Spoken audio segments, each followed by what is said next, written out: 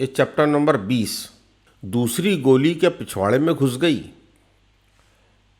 मैंने वकालत की शुरुआत 1984-85 में सिविल कोर्ट लखनऊ में बिजली घर के सामने अदालत परिसर में गेट के अंदर घुसते ही जो मैदान है उसमें की थी।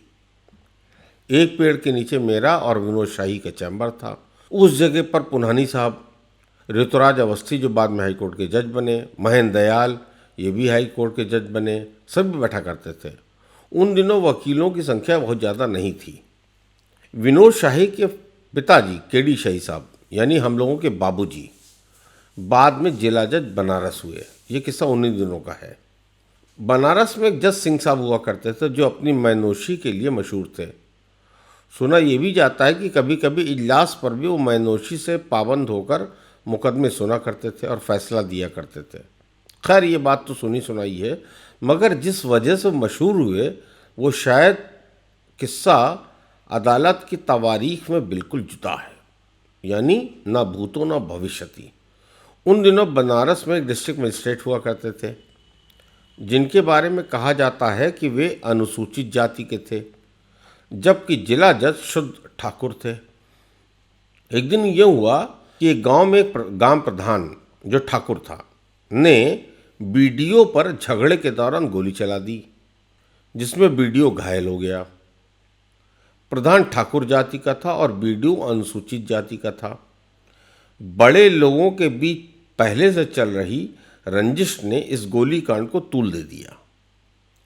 ग्राम प्रधान बचने के लिए ठाकुरों की शरण में आ गया और अनुसूचित जाति के लोग लामबंद होकर उनको सबक सिखाने की तैयारी करने लगे। ठाकुर ग्रुप ने बाबूजी की शरण ली और रहम की फरियाद की, मगर बाबूजी ने उन लोगों को टाल दिया। जहाँ तक मुझे याद है ये बात जिस दिन की है तब 4 नवंबर की तारीख थी।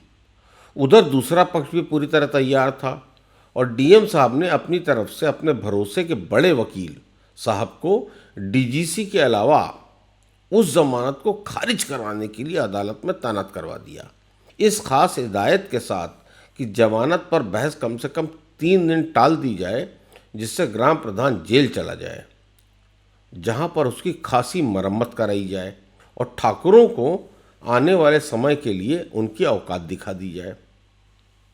वकील साहब ने जज साहब से इल्तिजा की कि उन्हें जमानत प्रार्थना पत्र की प्रति मुहैया कराई जाए और 3 दिन का समय दिया जाए और तब तक ग्राम प्रधान को जेल भेज दिए जाए। मगर सिंह साहब ने साफ कह दिया कि जमानत अर्जी पर सुनवाई जो होगी तो उसी दिन होगी, चाहे अर्जी मान ली जाए या खारिज कर दी जाए, मरता क्या ना करता। वकील साहब तैयार हो गए और बहस कर दी।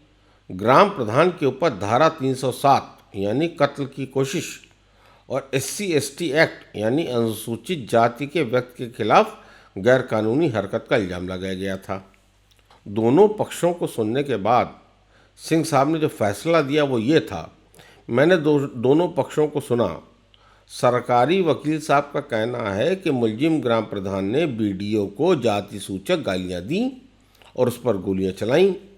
इसलिए पहले मैं SC/ST एक्ट पर अपना फैसला सुनाते हुए कहना चाहता हूं कि ग्राम प्रधान जनप्रतिनिधि है और बीडीओ जनसेवक है।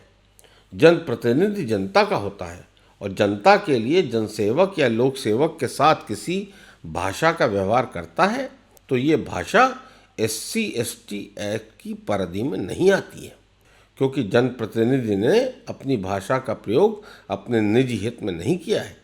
इसलिए मुलजिम के खिलाफ SC/ST एक्ट की धारा नहीं बनती है। अब बात आती है कि मुलजिम के खिलाफ कत्ल के इरादे से गोली चलाने के अपराध करने की धारा। मैंने FIR को देखा है, उसमें लिखा है कि मुलजिम ने लोक सेवक पर 2 गोलियां चलाईं और दोनों ही उसे लगी, जबकि मेडिकल रिपोर्ट ये कहती है कि घायल आदमी को सिर्फ 1 गोली लगी है जो उसको हाथ को छूते हुए निकल गई, तो दूसरी गोली का उसकी गांड में घुस गई। इसलिए अब प्रोसिक्यूशन का ये कहना अविश्वसनीय पाया जाता है और मुलजिम को जमानत दी जाती है। मुलजिम को जमानत पर रिहा किया जाए।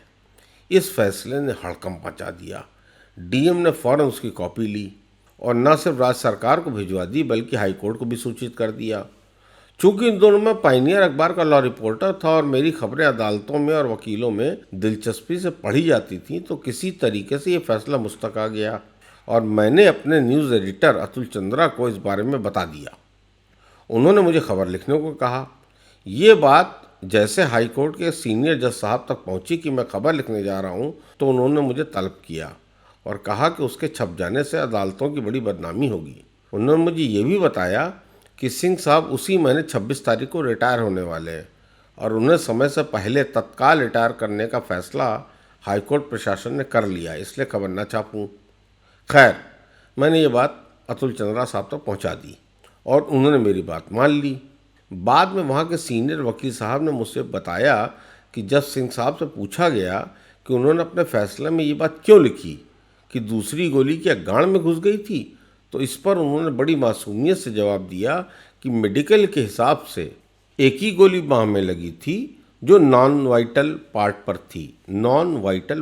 थी और दूसरी गोली गांड में लगती तो वो वाइटल पार्ट चोट मानी जाती, जिस पर वो जमानत खारिज कर सकते थे। कुछ भी हो, अपने इस फैसले की वजह से सिंह साहब लंबे अरसे तक अदालती गलियारों में गर्मागर्म बहस का मुद्दा बने रहे।